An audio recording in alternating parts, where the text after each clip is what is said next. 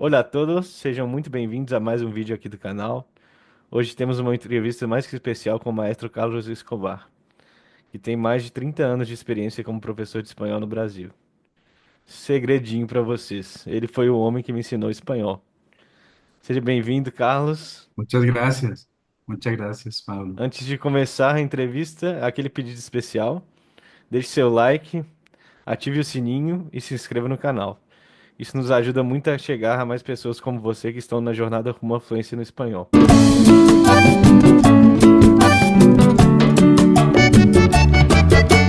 A entrevista, pessoal, vai ser conduzida em espanhol, para que você pratique os ouvidos, mas vão ter legendas aqui embaixo, tá bom? Entonces, Carlos fue mi profe de español, el hombre a quien le debo todo por saber el idioma. Mucho de eso por su... Sí, En realidad, Pablito, pues no se debe tanto a mí, en realidad, sino porque yo creo que cuando enseñamos el idioma español o cualquier idioma, gran parte del suceso, del éxito del alumno depende más del esfuerzo que él tenga, esfuerzo por aprender, la dedicación y el método. Porque a veces el profesor puede ser dedicado, pero si el alumno y el método no es eficiente, no se alcanzan los objetivos propuestos en el tiempo esperado. exactamente. Muy bien dicho. Bueno, para empezar, vamos a conocer un poco la historia de Carlos. ¿Estás hace cuántos años en Brasil, Carlos? Ya hace muchos, muchos años. En Brasil ya hace unos 25, 26 años, 25, 26 años que estoy aquí. Pero para mí es como si hubiera llegado la semana pasada. En serio, ¿por qué? Porque el tiempo pasa muy rápido y también porque es curioso, pero Brasil y Colombia son países parecidos. Por ejemplo, cuando yo voy por las calles, a mí a veces se me olvida que estoy en otro país que no es Colombia, porque yo vivo acá, ¿no? En Nova Lima, Belo Horizonte, y la infraestructura de las casas, de los barrios, son muy similares a ciudades como Cali, Medellín. Hay unas partes que se parecen con Bogotá. Entonces, por ejemplo, si voy a Oro Preto, se parece un poco con Cartagena de Indias, así con la arquitectura colonial. Entonces, yo recuerdo que estoy en el extranjero cuando escucho a las personas hablar o cuando veo un letrero en portugués, pero de resto, prácticamente me siento en casa. Qué interesante eso, ¿no? ¿Y qué te trajo a Brasil, Carlitos? Bueno, yo soy colombiano, pero estuve un tiempo en Alemania y no me identifiqué mucho, ¿no? Son culturas muy diferentes. Luego me fui para España. En España estuve en las Islas Canarias 2 años y allí conocí gente de Brasil. Acabé viniendo para Brasil a pasear de vacaciones, pero me gustó mucho el país. Y estando aquí ya me ofrecieron trabajo para ser profesor de español en institutos de idiomas y desde esa época hasta ahora me dedico a la enseñanza del idioma español. Excelente. Ya que mencionaste la enseñanza de idioma español, eh, ¿desde cuándo empezaste a dar clases? ¿Y cómo empezaste a dar clases? O sea, ¿qué se te ocurrió para empezar a dar clases? O sea, ¿te invitaron? ¿Cómo fue el proceso para empezar? Bueno, es como tú dices, en realidad fui invitado, a pesar de que yo ya había tenido una experiencia de español de profesor de español en Colombia, pero aquí también me invitaron y entonces empecé a dar clases en institutos de idiomas y paralelo a eso también daba clases particulares, como lo hago hasta hoy. Actualmente trabajo en un colegio de secundaria de enseño fundamental 2 y secundaria con las clases de español, pero nunca he dejado de dar clases particulares. Y me encanta, ¿no? Tener esas dos posibilidades. Muy bien. ¿Y para ti, cuáles son los métodos más eficientes para dar clases de español a brasileños? Bueno, yo he tenido una experiencia de muchos años en varias escuelas o institutos de idiomas Cada uno tiene su metodología, pues que sin lugar a dudas son muy interesantes. Pero yo creo que el método que más funciona es el método de aprender a través de historias, el método TPRS, porque el alumno, él se concentra más en la historia y va aprendiendo de una manera natural. Y la gramática y otros factores vienen como consecuencia, pero él se concentra más en la historia, en entender la historia, en aprender a pronunciar correctamente primero las palabras y después las frases, así como aprenden los niños. Nosotros nunca vemos un niño pequeño que está aprendiendo a hablar con una libreta de apuntes, aprendiendo el alfabeto, el vocabulario, la gramática. Él no usa nada de eso.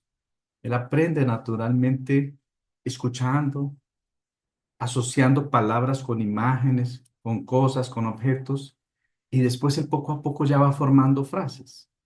Y el niño de repente ya empieza a formular frases que algunas tienen errores, pero ahí sus padres lo van corrigiendo y a base de error y corrección el niño va perfeccionando su producción oral y cuando menos vemos, el niño ya aprende a hablar y aprende a hablar sin saber gramática.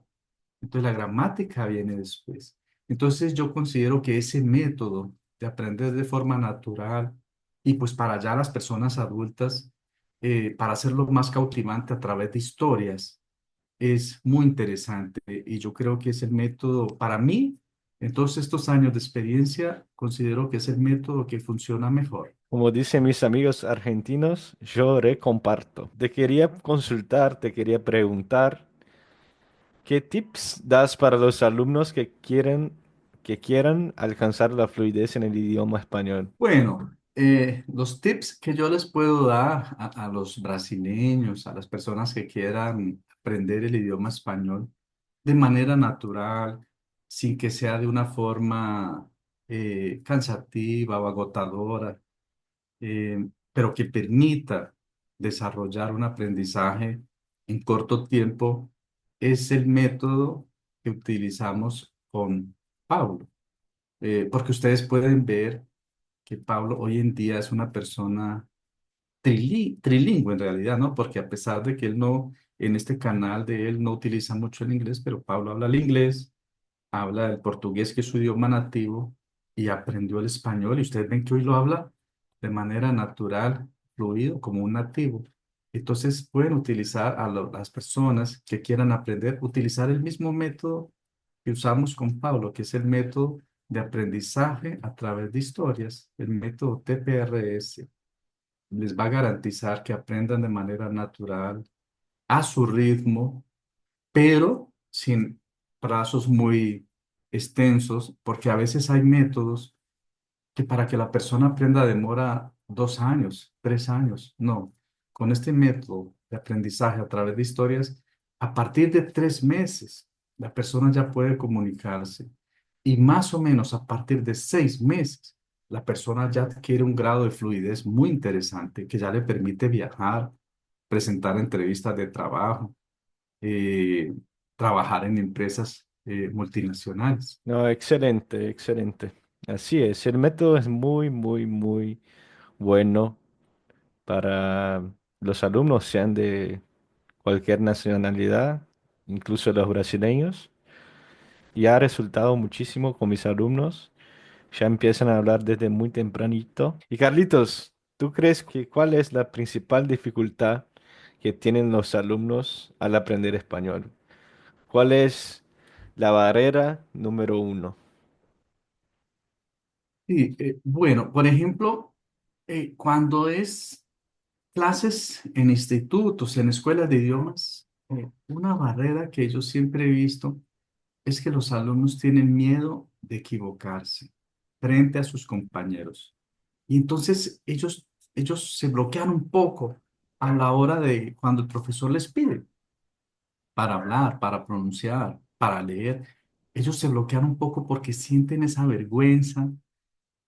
Este chico sabe más que yo, esta chica sabe.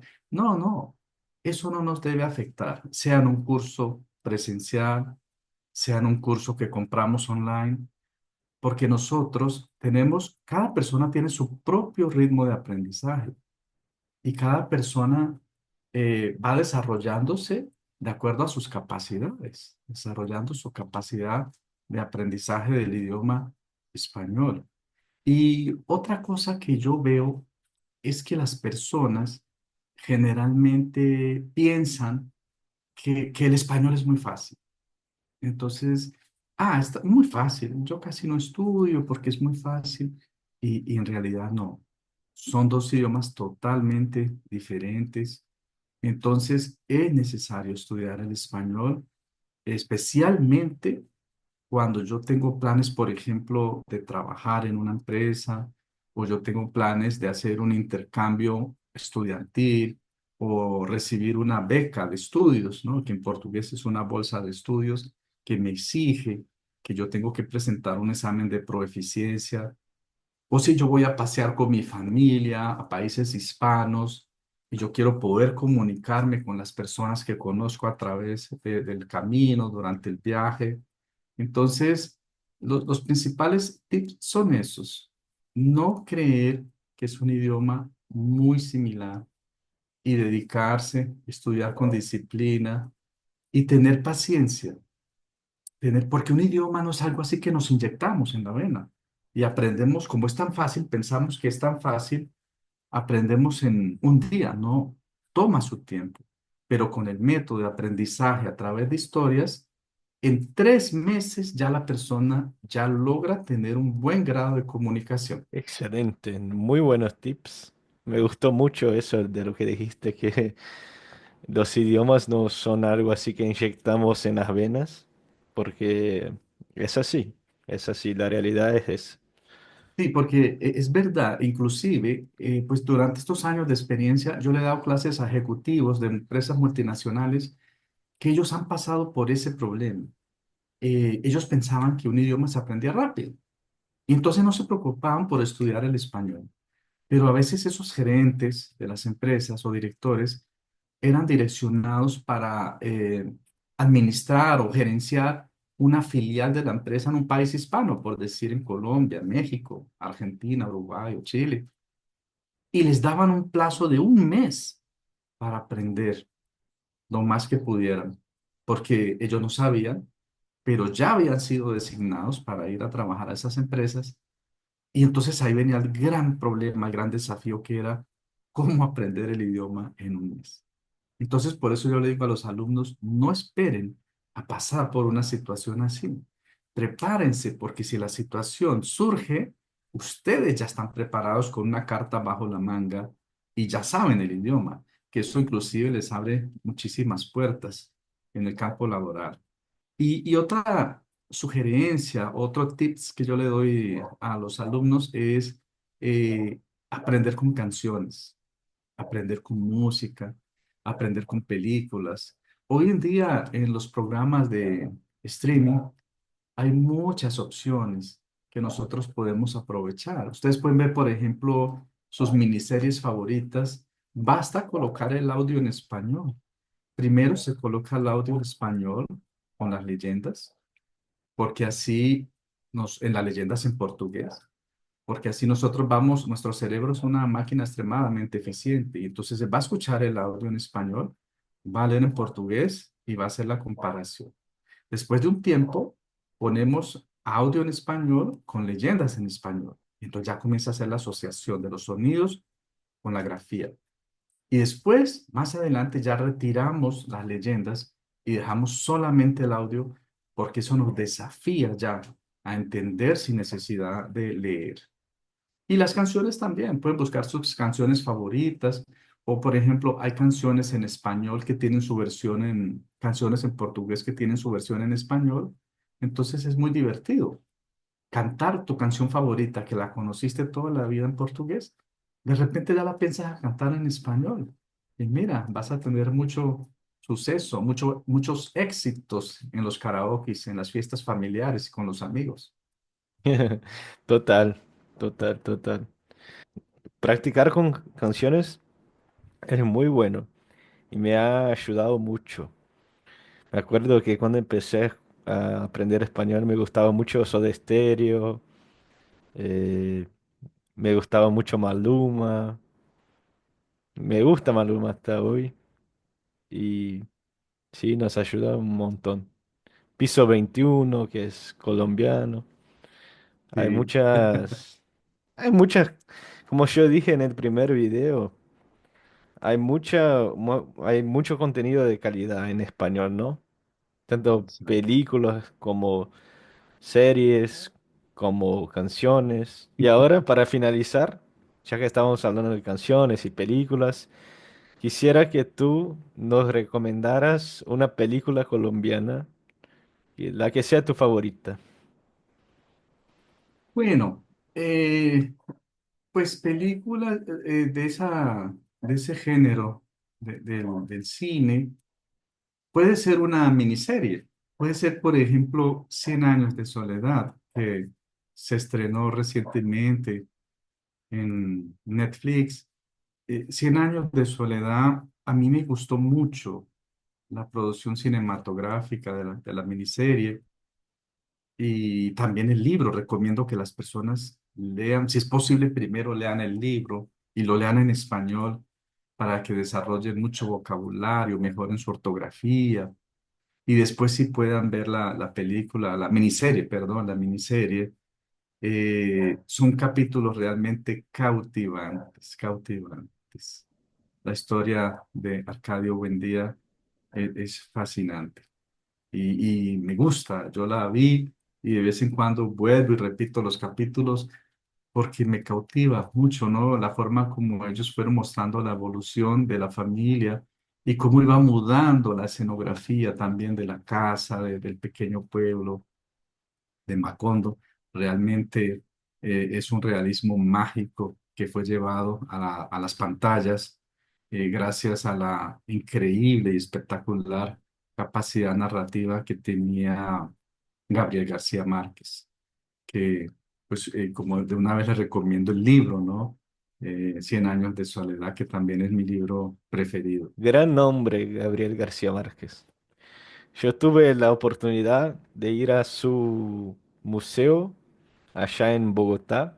Es algo precioso, ¿no? Su biblioteca, más que todo, ¿no? No un museo. Gabriel García Márquez en realidad es un baluarte, ¿no? De nuestra historia y nuestra cultura colombiana. Y por último, para cerrar el video, si tuvieras que cenar vivo o muerto con alguien, ¿quién sería? Bueno, sin lugar a dudas sería con él, con Gabo, con nuestro Premio Nobel de Literatura, con Gabriel García Márquez, porque yo creo que sería una experiencia extremadamente enriquecedora poderle preguntar cómo él se inspiraba, de dónde sacaba tanta inspiración para escribir esas obras póstumas, ¿no? Como Cien años de soledad, El coronel no tiene quien le escriba, y tantas otras que hasta hoy cautivan a nuestros jóvenes, a muchas generaciones. Porque una vez yo escuchaba una crítica o un comentario de cineastas y decían que él, el escritor García Márquez, tenía una capacidad de describir las escenas con tanta riqueza de detalles que ya quedaba muy fácil llevarlo al cine, porque en la propia adecuación de las escenas, de los ambientes, el propio libro ya decía cómo era todo. Él daba unas narraciones muy detalladas, hasta de los mínimos aspectos de la escena. Y entonces yo quisiera saber cómo una persona, de dónde sacaba tanta imaginación. Entonces, si yo pudiera tomar un café, cenar con una persona, sin lugar a dudas sería, yo pudiera escoger, sería Gabriel García Márquez. Muy bien. Muchas gracias, Carlitos, por tu participación aquí en el canal. Contribuciones muy valiosas para los chicos que están en esta jornada rumbo a la fluidez en el idioma espanhol. Agora eu vou falar em português. Espero que vocês tenham gostado do vídeo.